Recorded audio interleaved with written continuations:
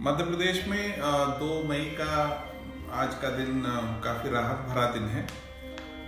हमारे प्रदेश में कुल 73 नए कोरोना वायरस के प्रकरण आए हैं, लेकिन खुशी की बात यह है कि 100 लोग ठीक होकर हॉस्पिटल से डिस्चार्ज हुए हैं। उस दृष्टि से अब हमारे एक्टिव पेशेंट की संख्या में गिरावट आना शुरू हो गई है। पहली बार हम अपने एक्टिव पेशेंट की संख्या में गिरावट देख रहे हैं। आज की तारीख में कुल 624 लोग स्वस्थ होकर हॉस्पिटल से डिस्चार्ज हो चुके हैं और 2013 लोग ही अलग अलग अस्पतालों में इलाज करा रहे हैं। ये भी खुशी की बात है कि भोपाल में आज कल का जो दिन था 24 घंटे का, उसमें कोई नया कोरोना का पेशेंट नहीं आया है। तो इस दृष्टि से अगर हम देखें तो मध्य प्रदेश में आज का दिन हम लोग को कोरोना की दृष्टि से बड़ा अच्छा दिन रहा है। भारत सरकार ने ये भी तय किया है कि 4 मई से जो लॉकडाउन की स्थिति है उसमें कुछ नए प्रावधान उन्होंने किए हैं। जिलों को उन्होंने 3 श्रेणी में बांटा है, रेड, ऑरेंज और ग्रीन। और उस रेड, ऑरेंज एंड ग्रीन में मध्य प्रदेश के 9 जिले रेड श्रेणी में आते हैं, 19 ऑरेंज श्रेणी में और 24 जिले ग्रीन श्रेणी में हैं। इन सभी में कुछ एक्टिविटी ऐसी हैं जो सभी जिलों में प्रतिबंधित हैं।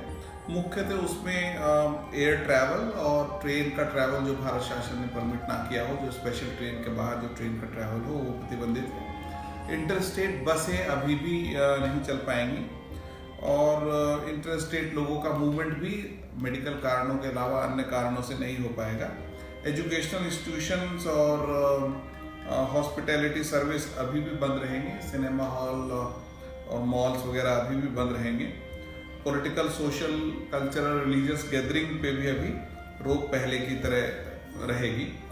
एक बात और है कि अन्य एरिया में भी जो छूट दी जाएगी उसमें शाम को 7 से सुबह के 7 बजे तक लोगों के आवागमन पे प्रतिबंध रहेगा, जब तक कि वो मेडिकल रीजन या किसी अन्य कारण से ना हो। खतरे को दृष्टिगत रखते हुए ये भी कहा गया है कि 65 साल से अधिक के व्यक्ति और 10 साल से कम उम्र के बच्चे और गर्भवती माताएं यथासंभव घरों के अंदर ही रहें, ये उनकी सेहत के लिए आवश्यक होगा। बाकी जो गाइडलाइंस हैं वो कंटेनमेंट एरिया से रिलेटेड है। आप जानते हैं कि रेड और ऑरेंज जोन दोनों में कंटेनमेंट एरिया होते हैं। सो कंटेनमेंट एरिया में कोई गतिविधि अभी भी परमिटेड नहीं होगी। ये ज़रूर है कि हम कंटेनमेंट एरिया की सीमाओं का दोबारा हम आकलन करा रहे हैं सभी शहरों में। उनको हम दोबारा तय कर रहे हैं कि कंटेनमेंट एरिया की सीमाएं क्या होंगी। उसमें हम किसी भी प्रकार की गतिविधि को अभी अलाउ नहीं कर रहे हैं। कई जगह पहले मेडिकल दुकानें डॉक्टर्स की चल रही थी, डॉक्टर्स के क्लिनिक चल रहे थे, उन पर भी अब हम कंटेनमेंट एरिया के अंदर हम उन पर रोक लगाएंगे। कंटेनमेंट एरिया के बाहर ज़्यादातर अब चीज़ें चालू होने लगेंगी। ग्रीन जोन जो है हमारे, जो काफ़ी बड़ी संख्या में है प्रदेश में, उसमें तो सभी गतिविधियां, सभी इकोनॉमिक एक्टिविटी चालू हो जाएंगी। बसें भी चलने लगेंगी। ग्रीन जोन से ग्रीन जोन बस के चलने की व्यवस्था भी रहेगी। केवल बस आधी क्षमता पे चलेंगी ताकि वो सोशल डिस्टेंसिंग का 2 गज की दूरी के नॉर्म का पालन करें।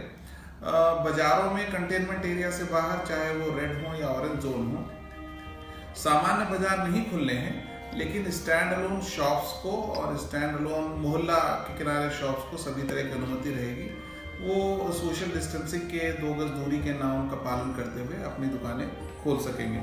इंडस्ट्रियल एक्टिविटीज़ को भी परमिट किया जा रहा है और कंटेनमेंट एरिया के बाहर अर्बन क्षेत्रों में भी इंडस्ट्रियल एक्टिविटी चल सकेंगी। ग्रामीण क्षेत्रों में सभी प्रकार की इंडस्ट्रियल एक्टिविटी चालू हो सकेंगी। इसी तरह से सरकारी दफ्तरों को भी खुलने के लिए हम कह रहे हैं। 33% क्षमता के साथ नीचे के अधिकारी और वरिष्ठ अधिकारी पूरी क्षमता के साथ दफ्तरों में रहेंगे। प्राइवेट दफ्तर भी अपनी क्षमता को रिड्यूस करते हुए चालू हो सकेंगे। सो ये नई गाइडलाइंस 4 मई से प्रदेश में लागू हो जाएंगी। हम लोग अब प्रदेश में धीरे धीरे सुधार के रास्ते पर हैं। घटती हुई संख्या इस बात का सबूत है कि लॉकडाउन के प्रभाव, परिणाम सामने दिखने लगे हैं। केवल इस बात की ज़रूरत है कि हम समय रहते लोगों को आइडेंटिफाई कर सकें और संक्रमण के प्रभाव को रोक सकें।